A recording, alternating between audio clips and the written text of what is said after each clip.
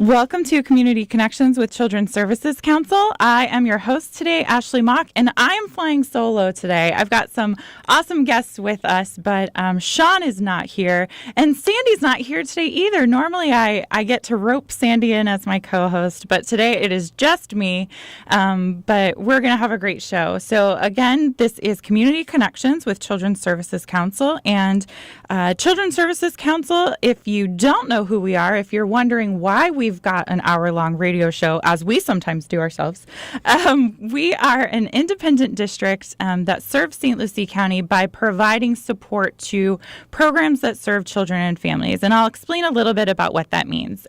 We are currently working with 53 agencies across our community, and those programs are working to do 5 things. The first of those things is to ensure that every baby is a healthy baby. The next is to stop child abuse before it starts.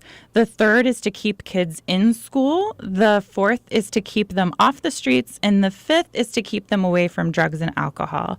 And what we do is utilize this program to connect you, the community, to resources that talk about some of those funded programs, as well as some of our local area partners that we're actually going to talk to today about some fun things that are coming up.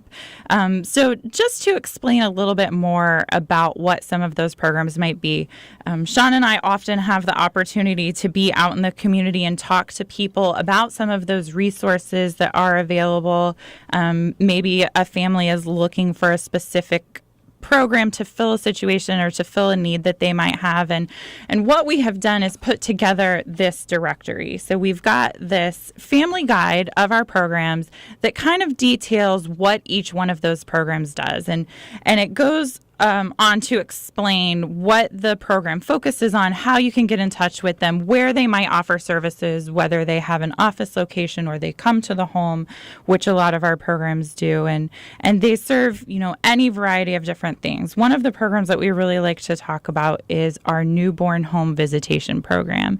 And we get a lot of feedback from that program when they're out in the community, because most of the time, someone that you know has recently given birth. So whether it's someone in your family, someone at work, someone, in your congregation at church, maybe someone that has given birth. And that program actually provides a nurse home visit within 48 hours of discharge from the hospital. So, we always say you're coming home with the greatest responsibility that you'll ever have. And oftentimes parents are very overwhelmed. Whether they've read every book that they could get their hands on or not, there's a lot to learn. And this program will actually send a registered nurse out into the home to check on the health of the baby, to check on mom, make sure that mom's doing okay. And Sean always jokes to check on the stress level of the father. That's always something we need to make sure is doing all right too. But it's really a wonderful program, and in some instances has even saved lives when moms have been preeclamptic or babies have had some issues that maybe hadn't been addressed. They hadn't been to their first doctor's appointment yet, but these things were identified by the nurse and they were able to get help right away and really have saved lives. So it's one of our exclusive programs that's universal. We say that the programs that we work with are available to all families in St. Lucie County. We don't have exclusions for certain neighborhoods, certain populations, certain areas.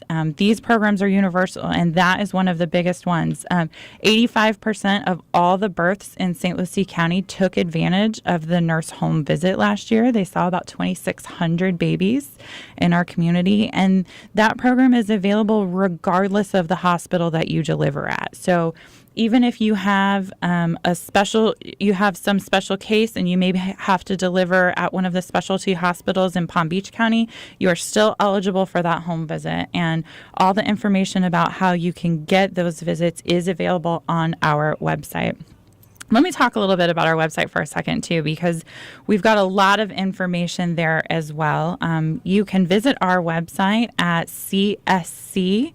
slc.org and not only get access to that family guide with all of the information about our funded programs, but we have all kinds of information there about our success stories and even our financial and budget situation.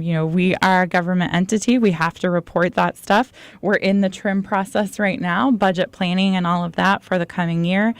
So all of that information is available on our website, as well as a community calendar where we list upcoming events. We've talked a little bit about some events that we've done recently. Our Sundays in the Park event that was held just a few weeks ago was a huge success, and we had over 1,400 in attendance, gave away 1,200 books, and just had a great time with all of our local families that came out and visited with us and got to take books home and even attended the baseball game that evening. So it was really great fun, and we like to post events like that are coming up for the community. We hear all the time from parents while we're out in the community that there's nothing to do here.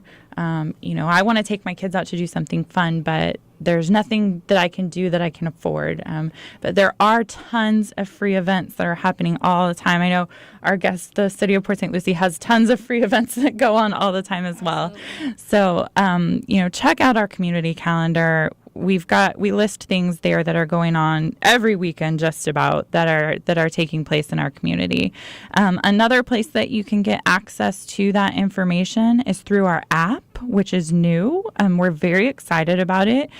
We talked to a lot of people about it at Sundays in the Park who were able to download the app and get access to that information. It's a really great tool if you work in the community with families.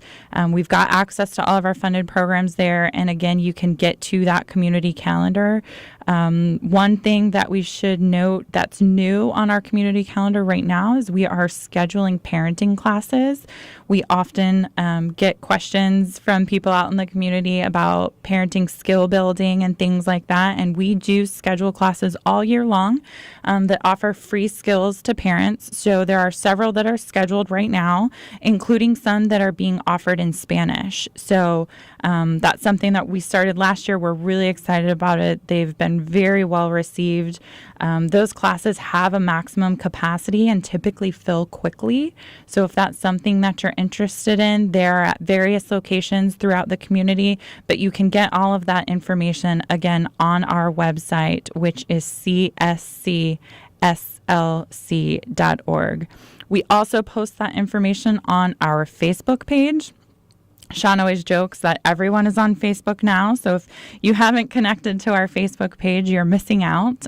We share information there daily, sometimes more than once a day, about the upcoming events, the things like that, as they get posted to the website. So it's a really great place to get information and to share information as well. If you've got something going on at your church or through a local civic group, you can share information on our page as well. We've got close to 6,000 followers on our page.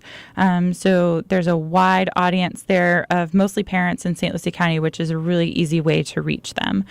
So find us on Facebook. All you have to do is search Children's Services Council, St. Lucie County, and you'll find all of the information there. Now, before we get to our guest today, I want to kind of give a little bit of background information because I feel like it's been a while since we did this. And I was actually chatting with our guests about how this radio show got started. And I think it's important for us to kind of revisit that every now and then to identify how we got here. And this show was actually started several years ago. After some community forums were held, there was some violence happening in the Northwest Fort Pierce area, and some community leaders got together to address what they could do, what could be done to deal with some of these issues. And a lot of what people were looking for, what people were asking for, were programs like parenting classes, like after-school programs, like support for young children. And all of those things are available. We had those services already in place in the community.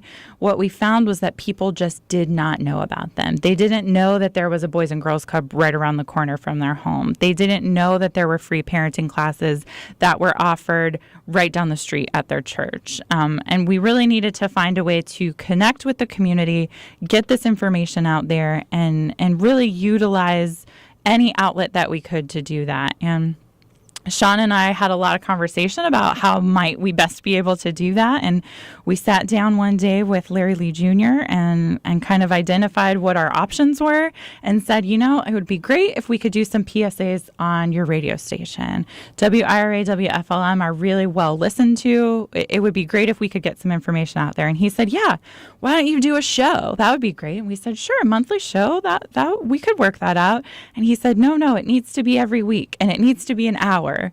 And Sean and I kind of looked at each other like, well, we're not radio hosts, but we could try that. We could see what happens. And here we are. It's been just over 3 years, and we have hosted an array of shows with awesome guests from all over the community. And we're just really blessed to have the support of WIRA, WFLM, as well as the St. Lucie Public Schools. They came on as a partner probably about a year into our show and said, we think this information is really great. We want to get it out to even more people. Why don't you let us come in and record the radio show? And we kind of, again, looked at each other and said, okay, we could maybe do that. And they have just been wonderful, wonderful partners of ours. So we are really blessed to have these relationships with organizations in our community. And, we feel like getting this information out there is just the first step. What you all, our listeners and viewers, do with the information is the next step. And Sean always says that this is not a passive show. It is an active show. So we hope that you'll learn something every week that you can then share with people in your community, friends, family, coworkers, to really kind of help push along the messages that we have. So that all being said, I feel like I'm talking too much because I'm here by myself, so we're going to get to our guests. But before I do that, I again just want to remind everyone that you are listening to Community Connections with Children's Services Council on legendary 1400 AM WIRA, or you are watching us on St. Lucie County Public Schools, the Education Channel. I'm going to get these all right, Sharon, because Sean's not here. I can do this, right? It is Comcast Channel 13 in Fort Pierce, Channel 19 in Port St. Lucie, ATTU verse Channel 99, Hometown Cable Channel 19, and Lightstream Channel 65, and that's at St. James. Was that good? Yeah, all right, cool. We give Sean a hard time because he screws it up every now and then, but we won't tell him that I did that. I should mention Sean is actually away this week. He is attending a Florida Children's Council meeting. That is a group that is made up of all the children's services councils around the state. They get together to kind of discuss issues that are facing children that affect all of us. So they're looking at some advocacy measures that they need to focus on, and we've gotten great support from the other children's services councils. There's several that are close to us. We're really lucky in the Treasure Coast that almost all of our counties have a children's services council, so that's awesome. But that is where he is. That is why I'm flying solo today.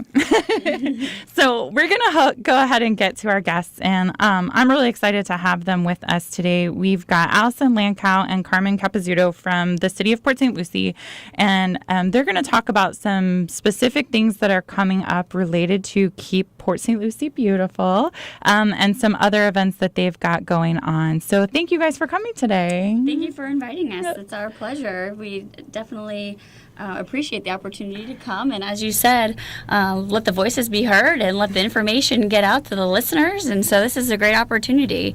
For those of you who may not know what Keep Port St. Lucie Beautiful is, it's a city program. It's a function of our Public Works Department, which is basically the maintenance and construction department of the city of Port St. Lucie. So with that, we're an affiliate of Keep America Beautiful, with which a lot of people are familiar with, the Great American Cleanup, and also Keep Florida Beautiful. So we have a committee of 10 members, and we focus on 3 main things. We focus on litter prevention, beautification, and recycling education. So we're very busy throughout the year. I was going to say. With all of 3 of those things. For our litter, we have a 2-man litter crew. For those of you who wonder why Keep Port St. Lucie is so beautiful, we have 2 gentlemen who work 40 hours a week cleaning up our streets. Now, 2 seems like not very many. It's not. However, I have to say that we have an amazing volunteer group, our Adopt a Street groups, who commit to clean up one day a week or one day a month, their particular area that they've designated, and that is truly what helps keep Port St. Lucie beautiful. So our Adopt a Streets and our litter crew together is what really helps. It's not just those two guys. Not just those two, but it's extremely important because we are so fortunate. When I go to the Keep Florida Beautiful conferences, they are all so envious because they rely merely on volunteers. Oh, wow. So we're very fortunate to be a part of the city and have that funding to be able to support. So let's talk a little bit about Adopt a Street, because everybody's seen the signs that are all over town that say this street was adopted by this church or this group or this person. How does that work? How can you adopt a street? It's simple. You contact our office. We have an application you can fill out online. It's free. It basically just takes a little bit of time. Like I said, you have to commit to doing 12 cleanups a year. So basically once a month, you commit to doing a cleanup. You let us know basically what area or what streets you'd like to adopt. Between 1 mile and 2 miles is generally what people adopt. And then you just send us in your information. So we give you all of the tools. We'll give you the litter tongs. We'll give you the buckets, garbage bags, gloves. You even get a cool orange T-shirt. So you don't even have to do anything. You don't have to buy anything. No, absolutely. You just show up like and clean up your community. We really, like I said, we have the 2-man litter crew, so they focus on the main streets. Mm-hmm. So we really encourage our Adopt a Street groups to adopt their streets, their neighborhood streets, to really get into the neighborhoods, because that really, we have 116 square mile city. It's a lot of roads, a lot of land, a lot of property. So we really rely on our Adopt a Street groups to really get into the neighborhoods to keep it clean. Otherwise, we wouldn't be able to keep up with it all. So. Do you know offhand how many streets are adopted right now? I know we have approximately 84 groups. Oh, wow. As far as streets, I don't have that number of streets.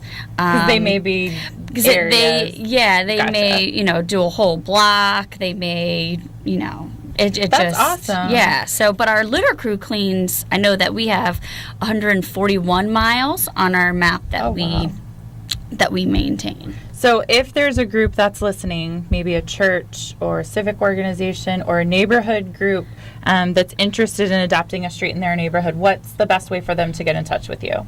They can call us at 871-5100, or they can visit the city's website. It's cityofpsl.com/KPSLB. It's probably the easiest way. You can find the application online and then contact our office. We'll set up a meeting with you.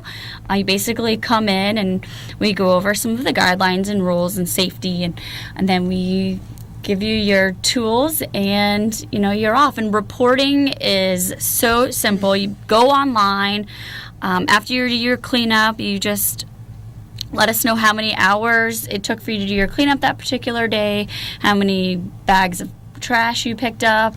You send it and you're good. And it's more important to note that the cleanups are more important than the reporting, because it's truly about keeping Port St. Lucie beautiful. So even if, a lot of people are afraid to sign up for something or to fill out an application, but we really just want to encourage people to take responsibility, to take pride in their own neighborhoods, in their own yards. I live on a corner lot, and for some reason at that stop sign, people just feel the need to throw out a, soda can or whatever it may be. So at least every other day, I'm picking up trash in my own yard. So if we can get people to take responsibility for their own yard and maybe the lot across the street, then we would, it would be so much easier. And people taking pride in their community is really what we want to encourage. And I just want to touch on something Yeah, as well. Ashley, you mentioned that your programs here try to connect people with free things to do, families who say that there's nothing to do in Port St. Lucie. Well, why not adopt a street as a family and go out and have your own free event together as a family? You do that one cleanup, yes, it may take an hour, it may take 2 hours, but if the more frequently you do your cleanups, the easier it becomes and the more fun it becomes, because you're now walking that street that you just kept clean, and your cleanup may take you 10 or 15 minutes, but it still gets the parents united with the kids and gets them outside doing something healthier than probably watching TV or playing video games. And what a great way to foster pride in those kids as well about our community and where we live, and teaching them all the environmental aspects of litter and all of that. When you were talking, it reminded me of something that we kind of debuted at Sundays in the Park, and that's our neighborhood postcard project. And what we did was we had postcards where kids could fill out something that they loved about living here. And lots of them drew pictures of the beach and the ocean and fishing and all of that stuff. But we had several kids who drew pictures of parks and how they loved that there were so many parks that they could go to, and that there were swing sets in their neighborhoods and things like that. So, that sort of pride that's fostered at a very young age is one of those things that continues as you grow up and live here. And, we talk all the time through our funded programs that we want our kids to be successful as they're growing here, but we want them to come back. We want them to go to college, and we want them to come back and live here with their families as they start families. So I think that's awesome that you mentioned, what a great opportunity it is for families to be able to do something together. So very cool. If you are listening and you might have a group that is interested in adopting a street, again, you can call Allison at 871-5100 or visit the city's website at cityofpsl.com/KPSLB. Yes. All right. You got it. You got it right. There we go. Now, I know you guys have an event that's coming up as well. Do you want to talk a little bit about that? We do. Yes. We have our Give a Tree, Spread the Shade tree giveaway. That's a mouthful. We have it on September 20th. It's taking place at the Port St. Lucie Botanical Gardens, and it's from 7 to 10 a.m., where we're going to be giving away 500 free trees. It's on a first-come, first-served basis. We are doing this in conjunction with the Botanical Gardens and also the St. Lucie County Extension Office, University of Florida. They have their master gardeners that are going to be present at the giveaway as well. You have to visit at least 5 booths to learn about maintaining your tree, how to plant your tree, basically how to take care of it. And then you can get a ticket and you can choose the different, out of the 4 different species of trees that we have. That's and so then cool. you can get a ticket, and then you can drive through and pick up your tree. That is so neat. Where did this idea come from? Is it something you guys have been doing for a long time? Carmen, I think, started the program. Well, I guess I started it. You could say that. The city of Port St. Lucie, long time ago, meaning like 5 or 6 years ago, did a master tree planting plan, and in that plan, the city's consultants analyzed the best opportunities where we could grow tree canopy, because people want walkable communities. They want places where they can get outdoors and not, be fried by the sun, more or less. And a lot of our city streets in our Port St. Lucie here have like water and sewer everywhere. So what I'm trying to say is a lot of our public rights of way, there's not a lot of areas that we can plant trees other than like in parks. So what we found from the study was the best opportunity for tree canopy creation is private property. So we knew that. We had Hurricanes Francis and Jean, 2004. So now I'm going back about 10 years, exactly 10 years. So all this is happening while we're getting hit by these storms. So we lost a lot of tree canopy in the city. We had over 550,000 cubic yards of debris, vegetative debris from those 2 storms. So people lost a lot of trees. So Keep Port St. Lucie Beautiful stepped in and had the first tree giveaway where people just kind of drove through where City Center now is. It was the old Village Green movie theater parking lot, and we just handed out trees. And we were like, please, go plant this tree, take care of it. We want to, grow the tree canopy back that we lost. So that's kind of the long version of how it got started. Yeah, and it's blossomed into one of our signature events that people just love. That is really cool. It's a great idea. What kind of tips are they giving away for growing? Because I tend to kill things that I plant, like all the time. They will tell you what type of soil it needs. Does it need to be in full sun, or does it need partly sun? I might need to go to more than 5 of the booths. You can visit all 7. Don't worry. There's 7 booths you can visit. Not to worry. They will answer every question that you have. I might need some. My mom stopped by our house yesterday, and as she was leaving, she said, "You should water these." I said, "Oh yeah, there's plants out there. I get it." Well, that's really cool. So tell us again the specifics. September 20th. September 20th at the Botanical Gardens on Westmoreland from 7 to 10 a.m. And again, we have a limited amount. We have 500 trees. It's on a first-come, first-served basis. So get there at 7. So get there early. There will be breakfast actually provided by Walmart, a great partner we have. So come early, get some banana and donut and juice, and stand in line and learn how to plant your tree. Hopefully and properly prune it. But the good part is, and this is for someone who may not have a green thumb, all of these trees are easily grown in sunny Florida. Oh, good. So they may not necessarily be native to Florida, but they are easily grown, and they provide shade and food, and food for the animals, home for the animals, shade for our homes and for us. Very nice. I might have to come get a tree. You should. You definitely should. And then I'll let you know next year if it made it. Yeah, I mean, everyone should come out. Trees have been shown to increase property value. When you go to a nice landscaped community, those homes are typically worth more. Trees also help improve drainage in your community as well, because they soak up a lot of water. So lots of benefits from the tree giveaway. And I wanted to mention, too, that Keep Port St. Lucie Beautiful is funded by a franchise fee. It's not funded by ad valorem taxes that typically most property owners pay. The franchise fee comes from garbage bills. So everyone who pays for garbage service, which is pretty much everybody, has a piece of Keep Port St. Lucie Beautiful, so they should take advantage of our programs. Now, are there rules about, is it only available to Port St. Lucie residents? Are you going to have to show your driver's license, prove where you live to get your tree? They generally don't check your driver's licenses. So we welcome, if you're a listener and you're in St. Lucie County, then we welcome you to come. Yeah, awesome. A lot of times it's tough because, people on their driver's licenses says Port St. Lucie. Right. They may be outside of the city limits, so we typically don't really, worry too much about that. We want people to come out who are going to take that tree home and plant it and care for it, whether it's just outside the city limits or in. But yes, it's encouraged for city residents. Okay. Awesome. And is more information available about that on the website as well if people are looking? Yes, you can go to the city's website, again, cityofpsl.com/KPSLB.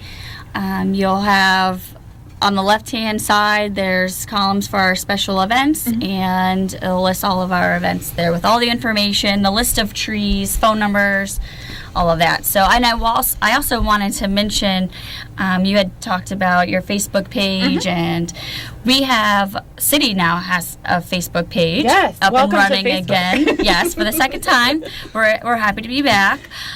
So you can find information on the City of PSL's Facebook page, but also Keep Port St. Lucie Beautiful has an e-newsletter. Oh, okay. That we send out on a monthly basis. So if you subscribe to that e-newsletter, you go to the city's main page. On the right-hand side, you can click sign up for e-newsletter. There's several e-newsletters that you can sign up for. Ours is only once a month, but it gives you all the information on any upcoming events that we may have. It also, maybe something you may be interested in, we have a segment on our Let's Keep Port St. Lucie Beautiful show. It's called Master Your Garden. Oh, see, I need to watch that. You can get tips from our master gardener, Sarah Taylor, on all kinds of various things on how to tend to your garden and things that you can easily grow and how to take care of your I might need to look into yard that. and all that fun stuff. So there's a lot of ways to keep in touch with us, to keep posted on these different events that we have, different tips on recycling. City just went to single stream recycling. We're so excited about. So we have, now I have a new segment, actually. Recycling is no waste of time. So if you're interested in featuring yours truly, Allison Lanco, you can actually go to, again, the city's website, and you can click on recycling. It'll have all the different segments, and it's a fun way of informing residents what they can recycle, how they can recycle in different, a couple of our segments. One is actually, in the bathroom. What can you recycle in your bathroom? Your shampoo bottles, your boxes that your soap comes in, various things. I noticed when I was on your website recently that you guys have a very extensive list of everything that can and cannot be recycled. And I was floored at some of the things that were on that list, things that you don't typically think about, especially now that we've gone to single stream, which I know Carmen wants to talk about later. But, it's things that you don't typically think about being able to recycle them. So I think that I know that your website is full of information, but there is a lot of great information as it relates to all of that. And you can go to YouTube. The city has a YouTube channel, and all of those videos are on there as well. Recycling is no waste of time. It'll give you all the information you need. Okay, awesome. I know we've got a couple more things that we want to talk about, but I just want to do a quick station ID and remind everyone that you're listening to Community Connections with Children's Services Council on 1400 AM WIRA, or you are watching us on St. Lucie County Public Schools, the St. Lucie Education Channel, Channel 13 in Fort Pierce on Comcast, Channel 19 in Port St. Lucie on Comcast, HET Uverse Channel 99, Hometown Cable Channel 19, and Lightstream Cable Channel 65. We are talking today to Allison and Carmen from the City of Port St. Lucie, and we've talked a lot about Keep Port St. Lucie Beautiful, Adopt a Street, some of the events that they have coming up, including the tree giveaway. But I know Carmen's got some things that he wants to talk about as well. And you briefly mentioned the hurricanes that hit in 2004. And knock on wood, it's been a while since we've had anything like that. But I know that the city and other agencies that you guys work with as well have done a lot recently in the way of emergency management and planning and things like that. So is there anything specific to that you want to mention today? Actually, one kudos that I wanted to mention to the City of Port St. Lucie's credit is we are now the 19th city in Florida who achieved the National Weather Service's Storm Ready designation. So Port St. Lucie, effective last week, is now a Storm Ready community by the National Weather Service. And what that means is we have more than, I think 4 was our target number. We have more than 4 ways to receive emergency weather information, and we have more than 4 ways to get it back out into the community. And there are some other little nuances in there that we had to meet for the criteria, but that's in a nutshell. We've met the requirements for the National Weather Service, and we are a storm-ready community. So. Very cool. Just wanted to mention that. The press release hasn't even come out yet, so people listening. Exclusive information. I like that, Carmen. You're feeding my ego with that. So yes. We're bringing something new to your show. When we talk emergency management, a lot of us know the drill with hurricanes. You see them coming. You typically have a week, sometimes even more than that if we're lucky to prepare for it coming our way. The weather forecasts have gotten really good now with the track and the cone of error, or the cone of terror, some people like to call it. But that's, that hurricanes are one thing, and how to prepare for them and to build your supply kit and have a plan and all that. But it's, what I wanted to mention is basically those disasters and emergencies where you don't have time to prepare. Say there's a neighborhood fire and someone knocks on your door, an official knocks on your door in the middle of the night and says you've got 2 minutes to exit your home.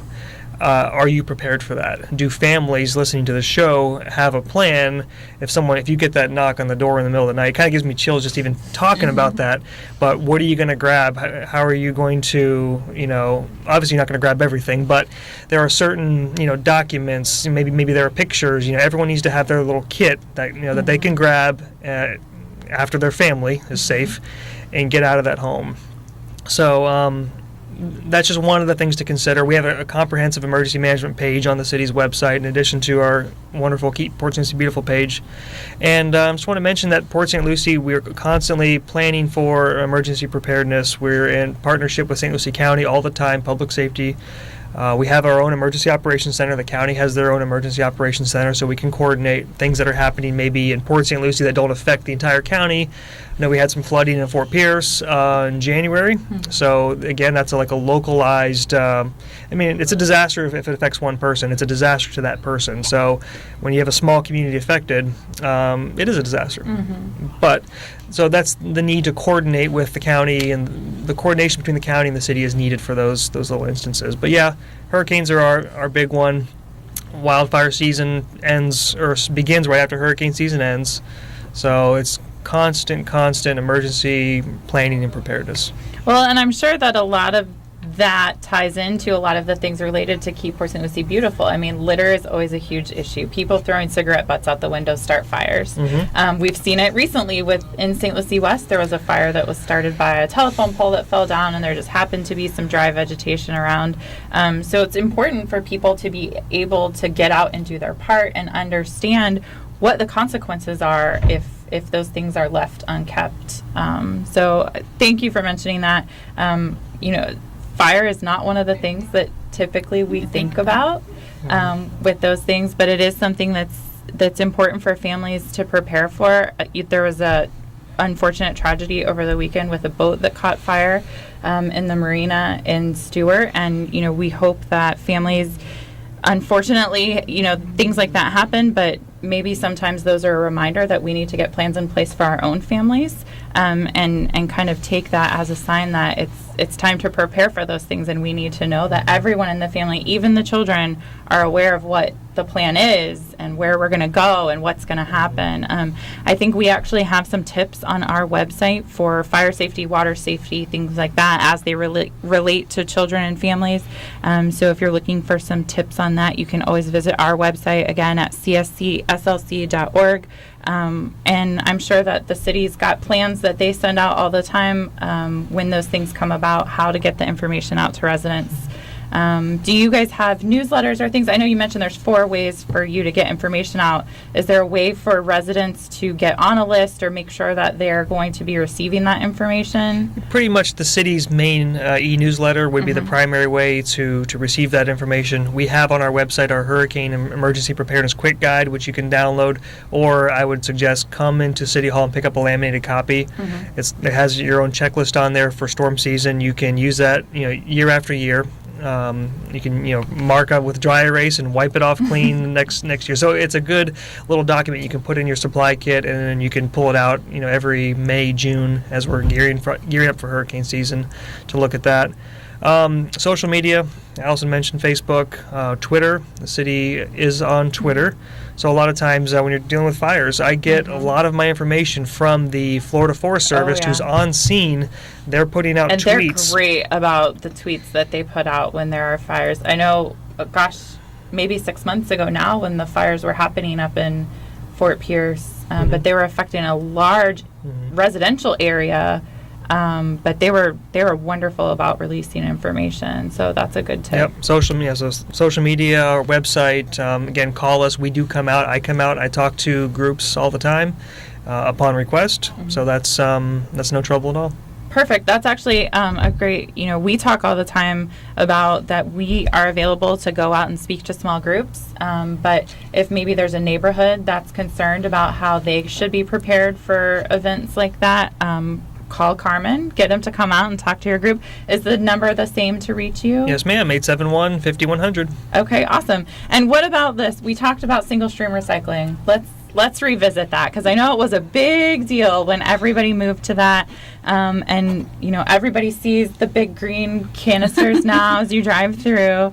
But let's talk about why it's different than the old way now. Well, we finally, the city of Port St. Lucie finally caught up with the 21st century and recycling practices.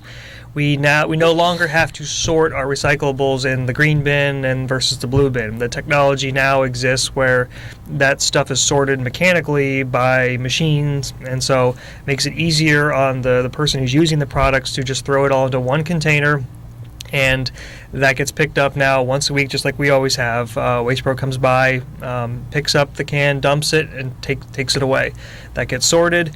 I tell people, if you're not sure what goes in the can, on the top of the lid we have a list of the do's and don'ts. But if something's not on there, I just say put it in anyway. It will get kicked out, if it in doesn't, the process. if they can't recycle Yes, it. if it's the wrong type of metal or plastic or what have you.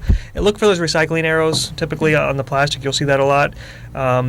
But if you're not sure, I just say throw it in. It will get kicked out and discarded. But it's been a great thing for us. It's increased recycling by about 30%. Oh, wow. And that revenue does come back to the city and pays for unmet needs. It may pay for a sidewalk in your community or maybe new basketball courts at the neighborhood park. So I know that's sort of a complicated process, but can you explain that a little bit? That's actually something that we learned when we were in leadership that I wasn't really aware of, that recycling actually does generate a small amount of revenue for the city. Yeah, the main reason why you should recycle is because those commodities are sold, and the hauler makes a profit on it, and then the city, through its agreement, through its contract, gets money as well from that. Whereas trash, when you throw something in the garbage, it goes to the landfill, and yes, we're paying the landfill to dispose of it, or Waste Pro's paying the landfill, but when it's recycled, everyone benefits from it. Those products get reused, the commodity is sold, and then revenue does come back into the city versus just going to the landfill and then it gets buried or burned and we never see it again. It's a really cool process, and one that I think that not a lot of people are familiar with. We got to see kind of a first-hand look at how it all happens, but I didn't realize how much of those products were resold for either their cash value or whatever it is that they're going to be made into down the road. But it's a really cool process. I know we, in my household, have greatly benefited from single-stream recycling because we're lazy, and it was often just too much to separate all the things. So I know that there were things that got thrown into the trash that we should have or could have recycled. But with the single stream, we've been a lot better about it. My husband actually has everyone at his office collect water bottles, and he brings them all home and puts them in our recycling bin. So there are some weeks that I'm sure the guys are like, what happened here? There are like 100 water bottles in here. But I think it's awesome, and it's great. I know I've been in schools recently where schools are great about recycling, and they do a lot of it. And I was visiting, I can't even remember where I was now, right at the beginning of the school year, but the kids are adamant about recycling.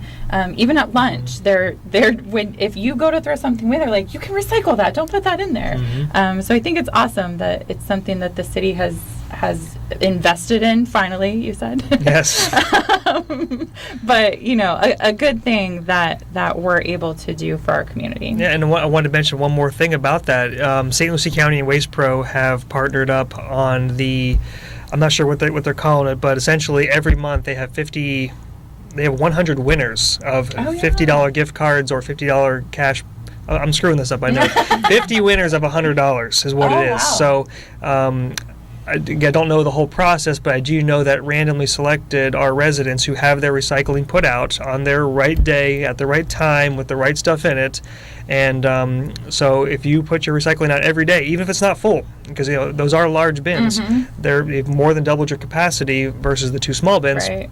Put it out even if it's not full, because you could get a knock on your door in a good way, having someone tell you that you've won $100 from Waste Pro. What just a for wonderful recycling. Surprise that would be. Yeah, they have some really great stories of randomly selected Dropping residents who really were in need of that $100. Awesome. It gives me the chills, some of the stories that they've shared with us, but it's for something as simple as recycling and putting it to the curb, and which you would do anyway. Which you should do. At the end of the year, those $100 winners are in a drawing in December for a $2,500 grand prize. Oh my gosh! Randomly selected. That's awesome. So if the $100 wasn't enough of an incentive, $2,500 might wake you up. So get your recycling out, people. And I have to say, I'm very excited to hear about the schools, because that's something that I do with Keep Washington Beautiful, and along with Waste Pro, is we visit the schools and we talk about Keep Washington Beautiful, but specifically recycling and how important it is, and we basically go through the whole spiel just as we just did, and I give them examples of how long it takes for an empty soda can to go through the process and then end up back on the shelf. And they really the kids are just so amazed by it, and they really get into it. I think a lot of times kids are probably the ones driving it at home too. That's Because that we find they get that excited about it. But I think too, as you explain to them what the process is and where the things go, they're interested in the process itself. So that's probably why they want to know what's happening to it at the end. Exactly, yeah. So we go through the whole process. We show them, if it goes to the landfill, this is where it goes. This is how it gets processed. And so it's really neat. And that's one of the things that I enjoy also about my job, is being able to go out into the community, into the schools. And so. Very cool. Well, we've got just about 10 minutes left. I just want to thank everyone for tuning in today. We've enjoyed our conversation with the City of Port St. Lucie, both Allison and Carmen. And if you could, for us, just give a quick synopsis again of the Keep Port St. Lucie Beautiful initiative, and both Adopt a Street and the tree giveaway in 10 minutes or less. No. Well, we have our upcoming event, again, the tree giveaway, September 20th at the Botanical Gardens from 7 to 10 a.m. We have a limited amount of trees, so I would recommend you coming early. Again, that's at the Port St. Lucie Botanical Gardens on Westmoreland. If you have any questions, you can give us a call at 871-5100. If you are a family, if you're a single person, a business, a church group, any type of group, anybody truly can adopt a street. Take pride in our community. Help us keep Port St. Lucie beautiful. You live here too. So take pride in the community, and we appreciate all of our adopted street groups and all of our supporters, truly. Again, recycling is on our radar now, after going single stream recycling. So if you have any questions in regards to, what can go in your bin, you can always call the city, or you can call Waste Pro. They'll be more than happy to answer any questions. If for some reason you bought a new house in Port St. Lucie or in the county, and you don't have one of those big green carts that we're speaking of, call Waste Pro, 595-9390, and they will get you a cart so that you can start recycling too. And get entered to win some cash prizes. Yes. Yes, ma'am. That is important stuff. Well, thank you guys. I know there is one more thing that we wanted to talk just briefly about. Shockingly, we are in September. I don't know if it came on everyone else as fast as it did me, but I cannot believe that August is over and it is September already. I am blown away by it. But September is Hunger Awareness Month, and we are very lucky here to have the Treasure Coast Food Bank locally as a huge advocate for hunger awareness, as well as other groups. Harvest Food and Outreach does an awesome job with what they do. But I happened to notice on the city's website this morning that you guys have gone orange. We have. For Hunger Awareness Month. And I know that several other websites have done the same. There are several Facebook pages that have done it as well. Orange is the color of hunger awareness. And in addition to the city, you can also find more information on the Treasure Coast Food Bank's website, which is stophunger.org. They've got information on how you can go orange as well. Allison even wore orange today. Yes, and I have my orange, Go Orange for Hunger bracelet. It's very appropriate outfit coordination. But it is an issue that unfortunately a lot of our families in St. Lucie County are facing. We've talked specifically in the summer about children who get meals while they're in school. They have access to breakfast and lunch, but oftentimes during the summer months they're unsure where those meals may come from. So hunger awareness is something that is impacting our community whether we know it or not. And we're really thankful that the Treasure Coast Food Bank has taken part in these initiatives. Hunger Awareness Month is a national campaign, so they are not the only ones doing it, but they have certainly kind of spearheaded the efforts that are happening here locally, and I'm sure that you guys have done a lot to help them spread the message and get that information out there. I know there's a link on your website to get to theirs. So if anybody's looking for more information, you can get that through the cityofpsl.com. There's actually a good explanation in there of why the website, all the text on it is orange. It might be a little hard to read, but it's for a good cause. But again, just thank you guys for coming. I think sometimes people are unaware of all the wonderful things that are happening that the city of Port St. Lucie is working hard on, and Keep Port St. Lucie Beautiful is one of those things. I know when Carmen and I were in leadership, we had the opportunity to participate in the Great American Cleanup that you guys do, which is in April. So stay tuned for more information about that. We'll have to share information about that. We'll come back on the show and talk about that. Awesome. Sounds great.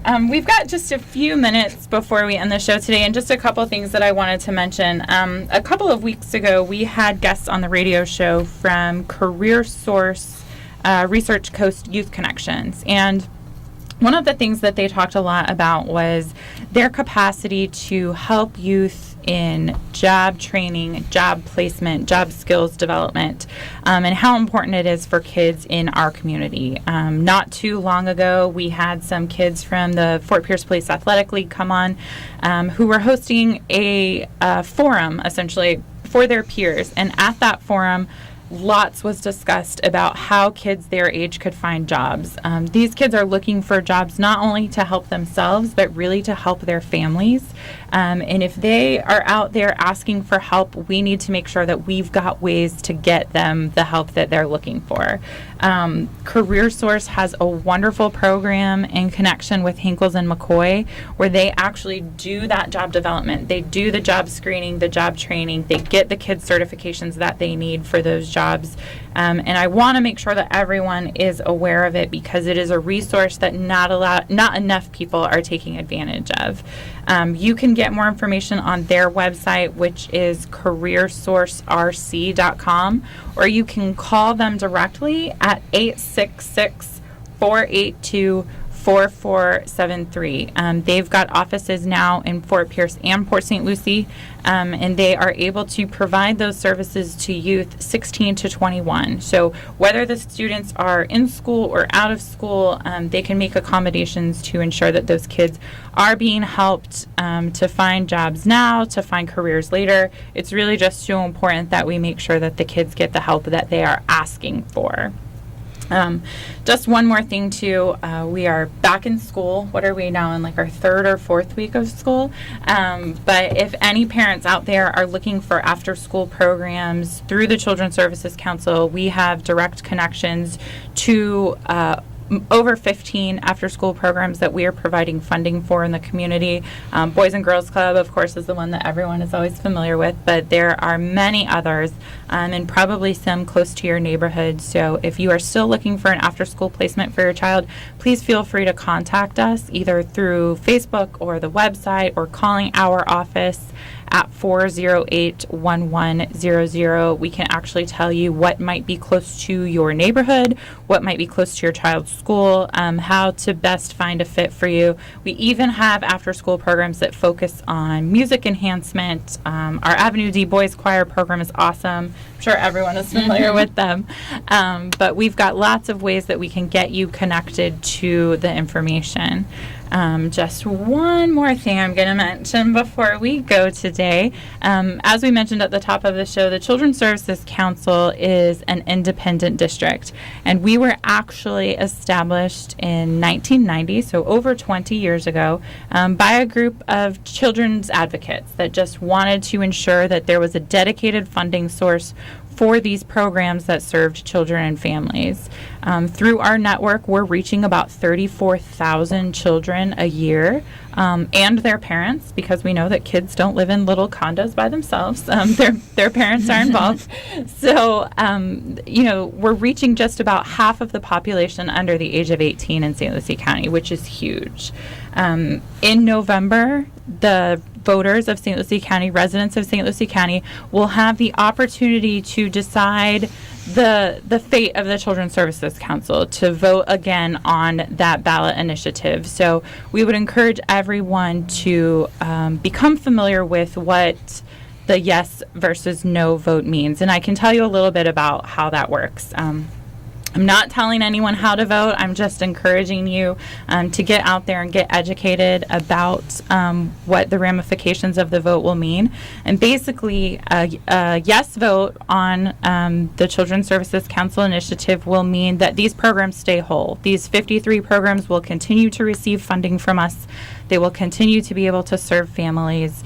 A no vote will mean that that funding is immediately taken away.